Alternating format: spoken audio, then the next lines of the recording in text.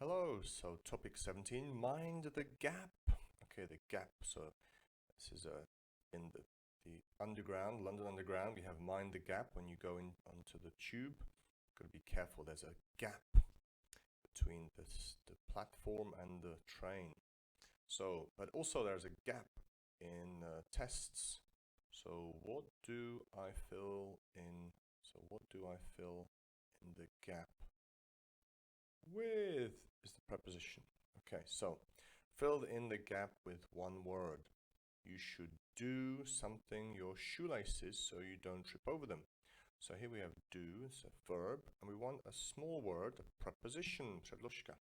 It's very typical, we have small words.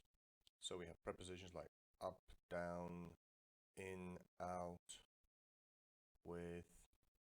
So it is actually, zawazat is do up your shoelaces. Okay, so we have hundreds and hundreds of phrasal verbs, frází slova sa. So phrasal verbs like get up, get in, get off, wake up, take up, take off. We have many phrasal verbs. So I would like you to write some phrasal verbs that you know. Okay, and okay, leave out the preposition and test your partner when you come in your lesson. Okay, so for example, here are some phrasal verbs, all right, and we're missing the preposition here. So the plane couldn't take due to fog. It was foggy, so the plane couldn't take off.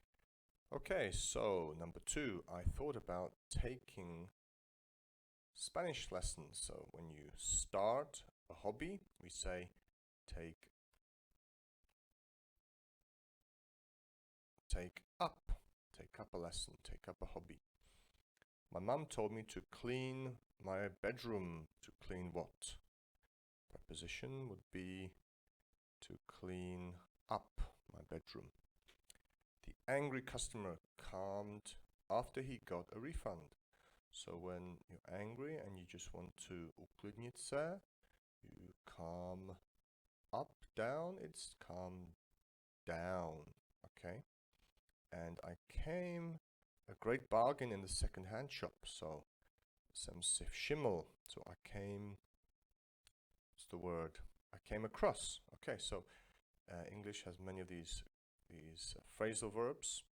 So you have to learn the preposition. Okay, now also we can make up our own. So what would you do if, I don't know, if you found $1 million or if you won $1 million? What would you say if you met a ghost? Where would you go if you could fly anywhere? Who would you see if you went to the White House, for example? Okay, so here, if, pokud, so podmínkový věty, and if we use would, we should almost always use the past. So for example, what would you do if you, so here again we have these phrasal verbs, so všimnout, some gold bars, at the past of come, which will be came across. What would you do if your mum, so started a hobby, karate, so if your mum took up karate? Where would you go if your house was done up? Okay, so here we don't have the phrasal verb. We have the phrasal verb here, done up. But here we have passive. And it's going to be in the continuous, průběhový. This was a strange thing we learned last time. So being done up.